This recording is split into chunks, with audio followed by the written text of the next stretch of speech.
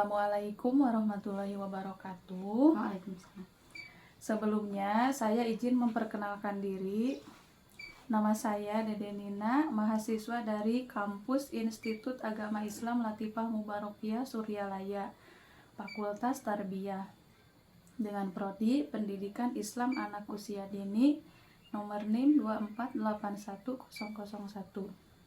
Kebetulan saya sendiri ditugaskan untuk observasi ke lapangan langsung untuk memenuhi tugas akhir semester 2 mata kuliah kewarganegaraan.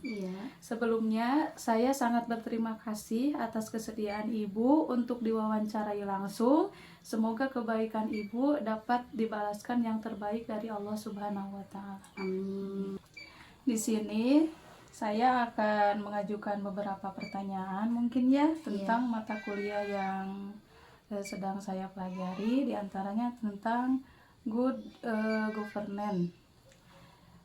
Di sini secara singkat ada pengertian secara umum merujuk pada suatu sistem tata kelola yang baik dalam suatu organisasi atau pemerintahan yang bertujuan untuk menciptakan keputusan dan pelaksanaan yang efektif, efisien, transparan, dan akuntabel. Nah, mungkin bisa kita simpulkan diantaranya ada beberapa prinsip tentang good governance itu. Kalau nggak salah ada 5 prinsip ya. Diantaranya ada transparansi, akuntabilitas, partisipasi, keadilan, dan efisiensi. Mungkin di sini saya akan bertanya langsung pada Ibu, apa sih yang namanya transparansi itu? Tolong dijelaskan secara singkat, padat, dan jelas. Transparansi adalah semua informasi tentang pemerintahan dan pengambilan keputusan harus terbuka dan dapat diakses oleh semua masyarakat. Bisa dicontohkan misalkan seperti apa ya? Seperti bisa dilihat pada dana desa di setiap desa. Bisa dilihat transparansinya dari papan pengumuman, dari website desa yang bisa diakses oleh semua masyarakat, dari LPJ yang sering dibuat, beserta audit desa. Kalau ke belakang ya mungkin dana desa itu tertutup ya untuk masyarakat. Jadi yang bisa mengetahuinya itu diantaranya aparatur desa ya. Kalau enggak kepala desa dan juga sekretaris desa ya. Tapi mungkin untuk sekarang apa memungkinkan bisa masyarakat luas gitu secara keseluruhan untuk mengetahui dana desa tersebut? Bisa. Seperti misalnya di desa saya, misalnya di depan bangunan desa ada baliho besar, rincian anggaran dari dana desa yang turun ke desa. Bisa dilihat anggarannya kemana, perputaran uangnya kemana dan kemana. Masyarakat bisa memantau secara langsung. Jadi melihat dari penjelasan Ibu ya, jadi bisa untuk dana desa tersebut diakses langsung oleh masyarakat. Selanjutnya mungkin ada akuntabilitas. Kalau dari akuntabilitas tersebut seperti apa ya? Penjelasan akuntabilitasnya. Akuntabilitas berarti pemerintah harus bertanggung jawab atas tindakan dan keputusannya. Pemerintah harus dapat mempertanggungjawabkan kinerjanya kepada masyarakat dan lembaga-lembaga yang berwenang di bawahnya. Kalau contoh di aparat desa itu ada apa saja ya?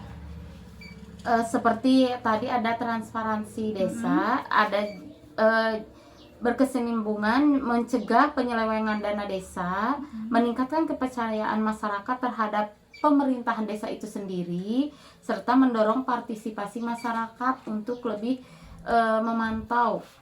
Kalau partisipasi dari masyarakat itu contohnya seperti apa? Kalau partisipasi dari masyarakat mungkin akan beda pembahasannya dari yang tadi, boleh? Boleh.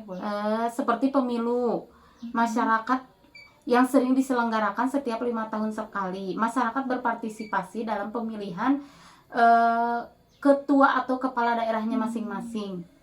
Iya, iya. Selanjutnya ada partisipasi.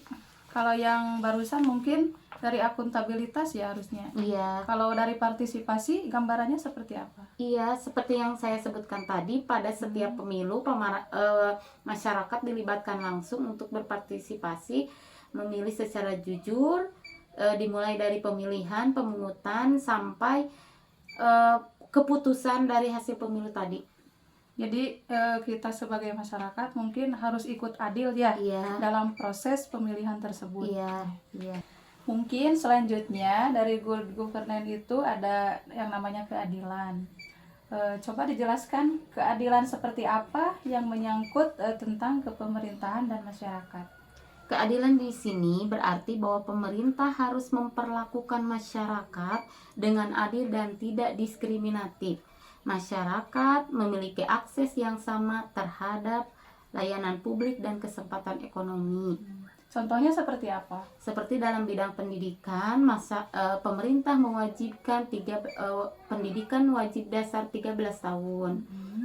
Bagi pihak keluarga, sekolah dan masyarakat bekerja sama dengan memberikan bantuan kepada siswa yang tidak mampu dengan mendukungnya seperti program pemerintah dalam Kartu Indonesia Pintar. Kalau misalkan Kartu Indonesia Pintarnya itu tidak tepat sasaran, kita harus mengusulkannya kemana? Apa langsung ke desa atau kita bisa langsung ke sekolahnya? Yang lebih utama ke sekolah dulu, karena kondisi sekolah lebih tahu kondisi persiswanya bagaimana. Ya kan kebanyakan ya kalau bantuan itu 1 atau 2 mungkin ya, ada yang tidak tersalur dengan baik ya, yang harusnya memiliki tidak tepat sasaran. Iya, tidak memiliki dan tidak tepat sasaran seperti tadi ya. Kalau dari kesehatan itu misalnya seperti apa? Pemerintah menyediakan layanan berupa BPJS untuk masyarakat yang mau berobat tapi keterbatasan biaya. Selanjutnya mungkin yang terakhir ya, ada dari efisiensi. Kalau efisiensi itu contohnya seperti apa?